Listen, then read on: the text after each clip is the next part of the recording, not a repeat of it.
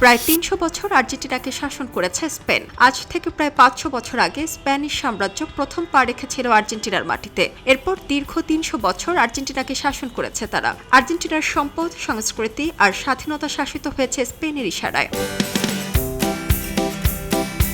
Spain Argentina থেকে বিপুল পরিমাণ সোনা ও রূপা ইউরোপে পাচার করত। কঠোর কর ব্যবস্থা এবং বাণিজ্যের উপর একচেটিয়া নিয়ন্ত্রণ ছিল তাদের। অবশেষে 1816 সালে রক্তক্ষয়ী সংগ্রামের মধ্য দিয়ে স্পেন থেকে স্বাধীনতা অর্জন করে আর্জেন্টিনা। ৫ শতাব্দী পর সেই স্পেন আর আর্জেন্টিনা এবার মুখোমুখি ফুটবলের সবচেয়ে বড় যুদ্ধক্ষেত্রে, বিশ্বকাপের ফাইনালে, যেখানে বুটের প্রত্যেকটি স্পর্শে থাকবে মর্যাদার লড়াই কিংবা শোষণের প্রতিশোধ।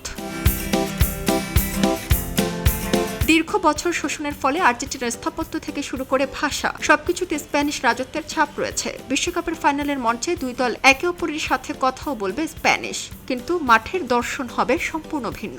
একমাত্র এই ফুটবল খেলাটি যেন আর্জেন্টিনার জন্য নিজস্ব আত্মপরিচয় তৈরির হাতিয়ার। এই লড়াইয়ের আরেকটি বড় মজার বিষয় হলো লিওনেল মেসি নিজে।